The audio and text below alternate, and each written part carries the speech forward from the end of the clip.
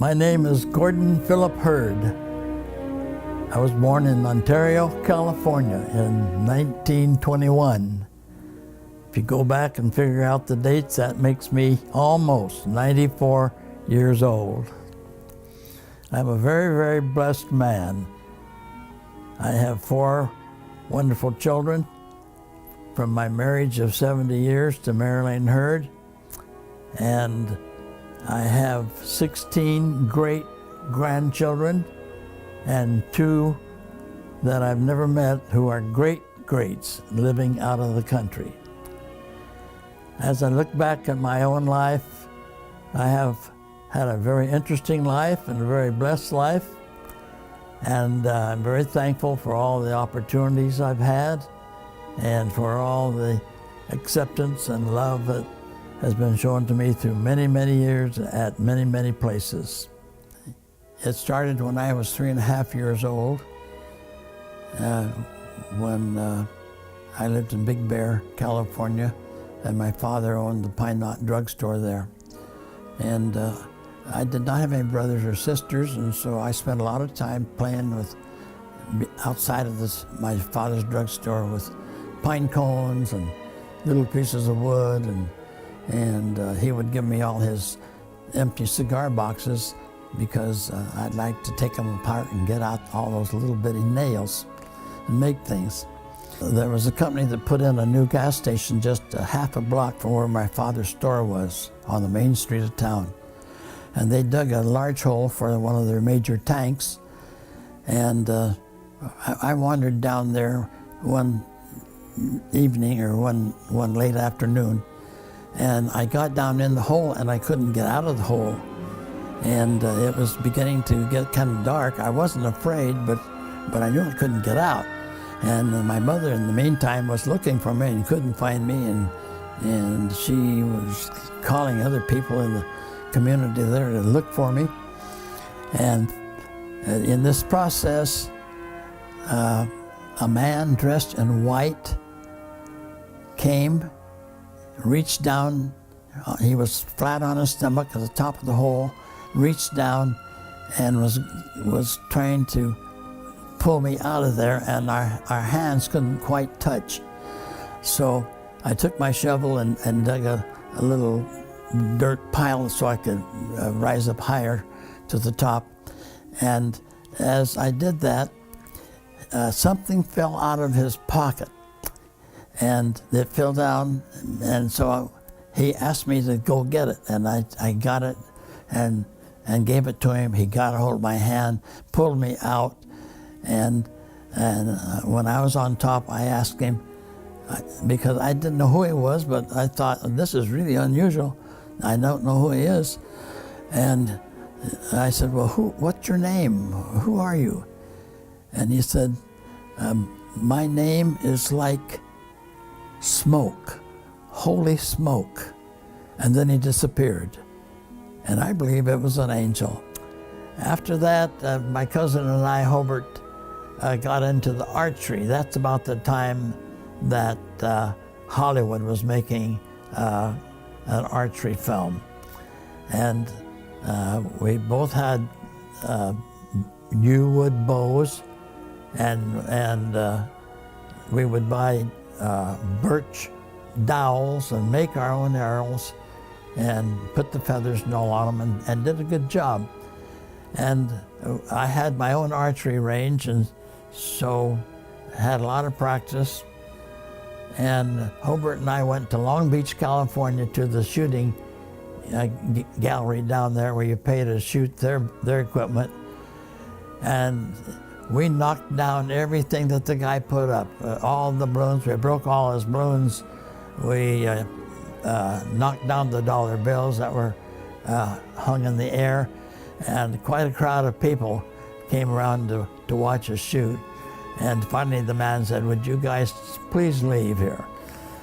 I met Marilyn at the First Christian Church in Inglewood, California, through a friend.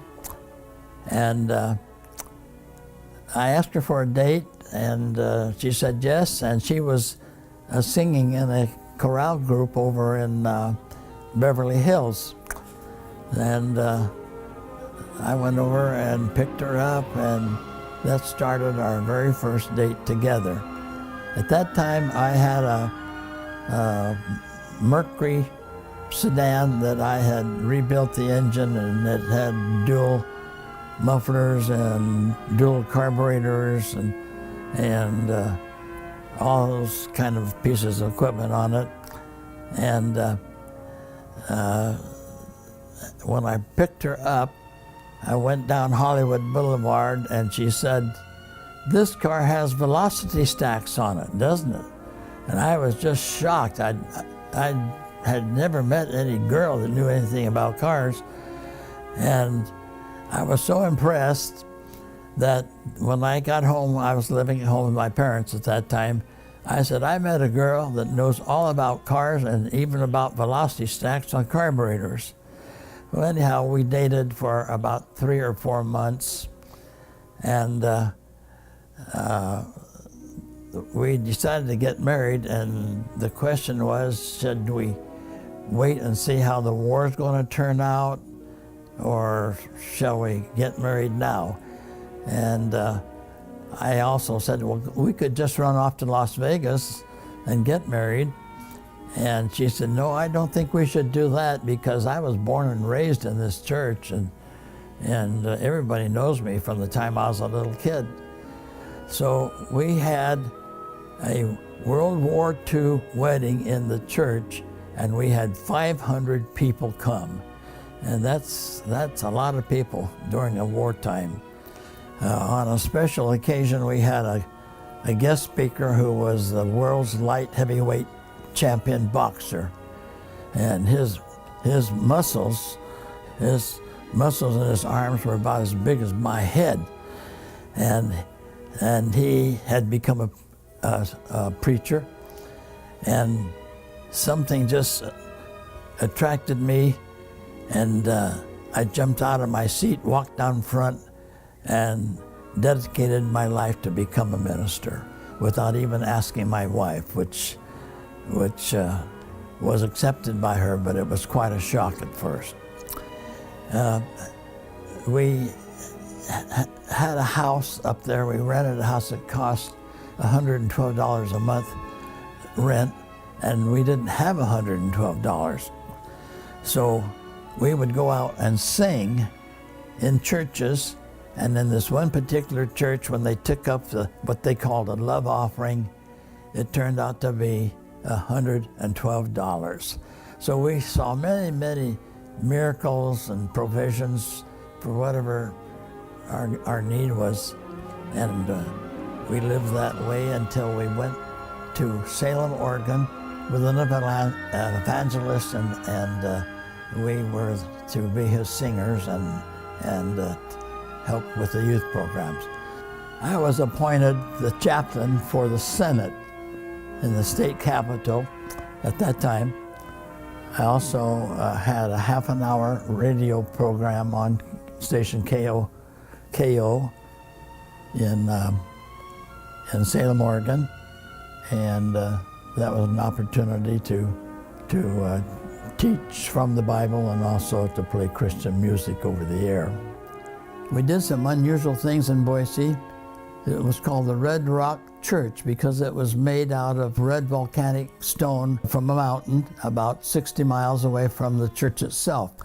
And so I got some men together, and we got some dynamite, and we went over to the mountain and drilled holes, and we quarried enough stone to finish this entire project. The Lord provided a home for us. It was 2-story. It had a full basement, and it had an attached garage that Marilyn's mother could live in. So my son and I were on a trip from Boise, Idaho, back to Oregon, and it's 100 and some miles across there, and there's all kinds of weather, and it's open rangeland. And on one trip, we saw a huge steer on his back, and then with all four legs sticking up. He was dead. And then down a little further, a huge diesel truck with black oil all poured out under it.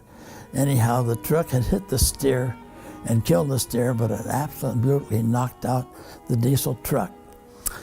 Well, on this particular trip, David and I were trying to go home. I was in the Cadillac going 70 miles an hour, and all of a sudden we came over a hill, and here were just dozens and dozens of steer, big, huge cows on that road right in front of us.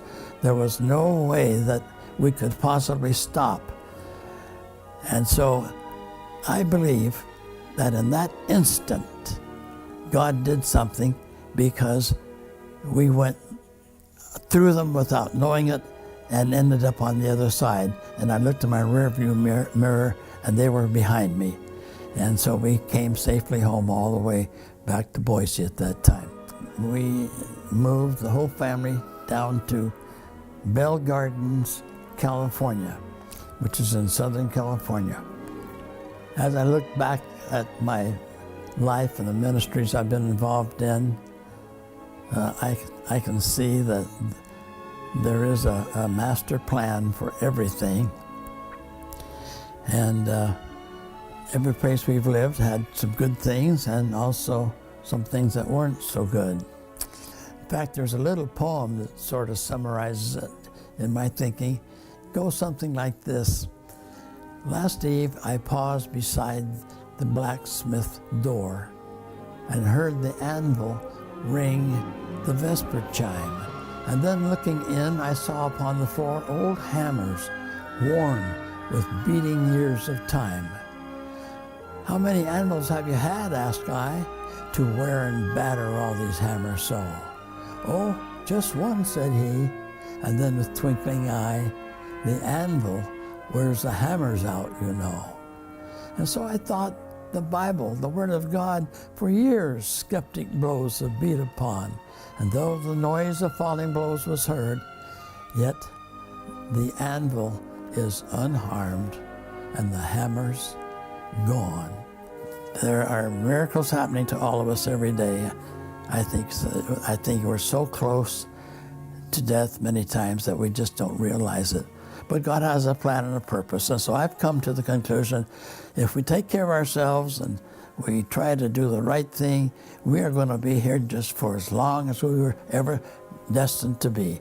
So believe and trust and keep going. I do have my 4 children, and I am a happy, blessed man.